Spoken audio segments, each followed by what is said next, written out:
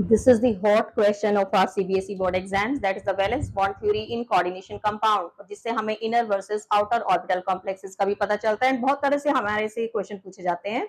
अब इसमें क्या है कि जो सेंट्रल मेटल होता है वो हमें एम्प्टी डी ऑर्बिटल्स देता है ताकि लाइगेंड उनके साथ कोऑर्डिनेट बॉन्ड बना सके। तो हमारे पास हमने दो एग्जांपल लिए हैं, FeCN6 और FeH2O6।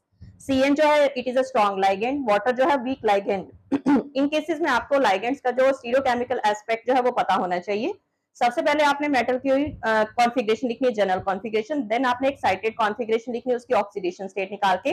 तो हमारे पास यहाँ पर आयरन की 3 ऑक्सीडेशन स्टेट आ रही है दोनों में, तो इसकी कॉन्फ़िगरेशन क्या आ जाएगी 4s0 3d5, दोनों में डी में 5-5 है। जब आपने हंट्स के अकॉर्डिंग इसकी कॉन्फ़िगरेशन लिखी, क्योंकि Cn स्ट्रॉन्ग है तो वो पेयरिंग करेगा। आपके पास डी में सिर्फ एक ही इलेक्ट्रॉन आएगा, बाकी दो ऑर्बिटल आपके पास वैकेंट बच जाएंगे। तो यहाँ पर आपके जो Cn है वो कौन सा डी यूज कर रहे हैं, अंदर वाला 3d यूज कर रहे हैं। So hybridization will be D2sp3।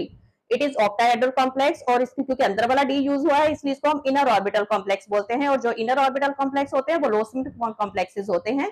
अब इसके पास सिर्फ एक ही अनपेयर्ड इलेक्ट्रॉन है तो ये वीकली पैरामैग्नेटिक रहेगा, चाहे ये ऑक्टाहेड्रल है। लेकिन सेकंड वाला कॉम्प्लेक्स देखिए, उसमें हमारे पास 5 अनपेयर्ड इलेक्ट्रॉन है। अब वाटर वीक है तो वो पेयरिंग के लिए फोर्स नहीं कर सकता। अब हमारा जो वाटर है वो कौन से डी यूज करेगा, आउटर डी, क्योंकि उसको 6 वाटर मॉलिक्यूल है, उनको एडजस्ट तो होना है।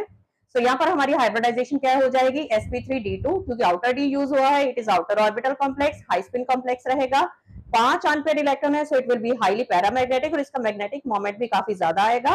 And it is octahedral complex.